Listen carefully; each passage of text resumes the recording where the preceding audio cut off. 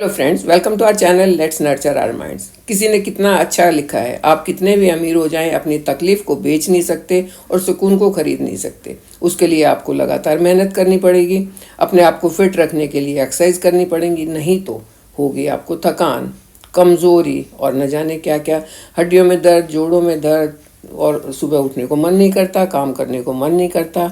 एक उम्र के बाद ऐसा होता है तो कुछ समझ में आता है कि बुढ़ापा है, लेकिन बुढ़ापे में भी ऐसा नहीं होना चाहिए। मैं तो ये मानती हूँ बुढ़ापे को भी हम संवार सकते हैं अगर हम शुरू से उसकी तरफ ध्यान दें तो। बुढ़ापे में भी अपने आप को अच्छी हालत में रख सकते हैं, अपनी हड्डियों को मजबूत रख सकते हैं और किसी भी दर्द के ऊह से हम बच सकते हैं।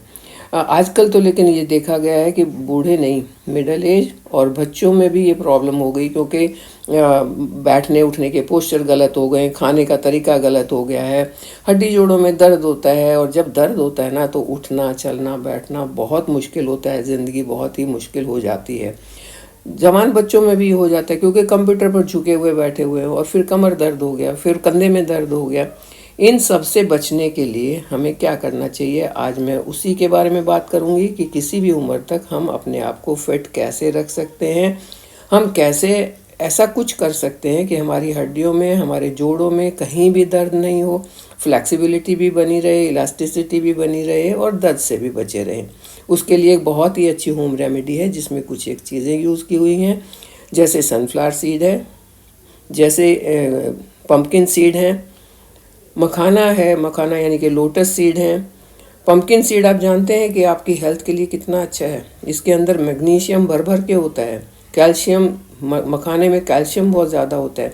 मैंने काजू भी लिए हैं, लेकिन आप काजू अगर चाहें तो अवॉइड कर सकते हैं। अगर आप अपने वेट को मैनेज करके रखना चाहते हैं तो काजू अवॉइड कर सकते हैं या कम मात्रा में डाल सकते हैं। उसके साथ बादाम लिया है। बादाम में विटामिन ई बहुत ज़्यादा होती है, गुड फैट अच्छा होता है इसके अंदर जो हमारी बॉडी को चाहिए, ओमेगा 3 होता है। ऐसे ही सनफ्लावर सीड्स में भी, सनफ्लावर सीड में विटामिन ई बहुत काफ़ी मात्रा में होता है, और ये हमारी बॉडी की और मसल्स की इलास्टिसिटी के लिए बहुत ज़रूरी है। हमारे मसल्स के जॉइंट्स के बीच में जो एक ग्रीस होता है उसके लिए बहुत ज़रूरी है। ये सारी ही चीज़ें उस ग्रीस को मेंटेन करके रखेंगी, मसल्स को हेल्दी रखेंगी, मसल लॉस नहीं होगा, बोन डेंसिटी कम नहीं होगी और आप हमेशा हेल्दी बने रहेंगे। तो मैंने ये सारी चीज़ें 200-200 ग्राम ली हैं। आप अपने हिसाब से इसको कम या ज़्यादा कर सकते हैं। आप चाहें तो इसमें अखरोट बादाम भी मिला सकते हैं, मैंने यहाँ नहीं मिलाया है। अब सब चीज़ों को रोस्ट करना है, ड्राई रोस्ट, कोई घी नहीं डालना, कोई तेल नहीं डालना। रोस्ट कर लिया ताकि इसके अंदर कोई भी मॉइस्चर ना बचे, क्योंकि अगर मॉइस्चर होगा तो हमारा जो ये रेमेडी बन रही है वो ख़राब होने के चांसेस होते हैं।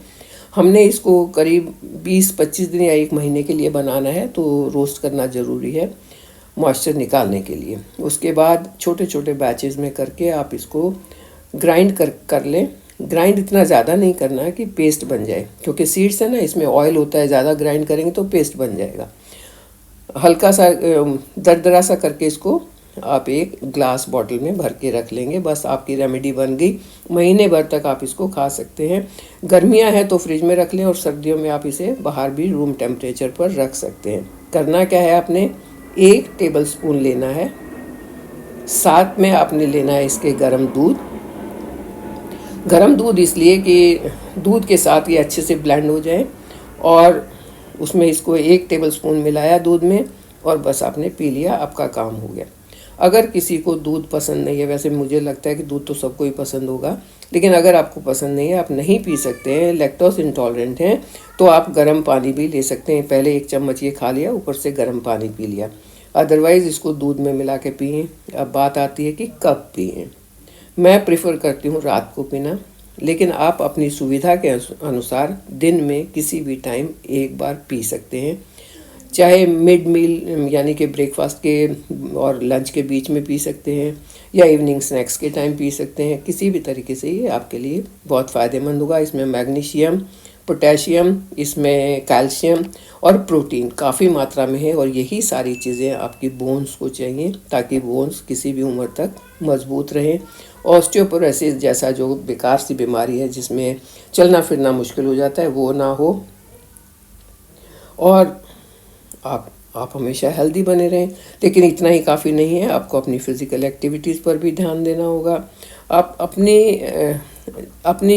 हिसाब से जितनी आप चाहें उतनी आप वॉकिंग वगैरह जो कर सकते हैं उतना आपको करना चाहिए। बाहर जाके करें, जिम में करें, किसी भी तरीके से, लेकिन अपने आप को एक्टिव रखना बहुत ज़रूरी है। बैठ गए तो बैठ गए बस।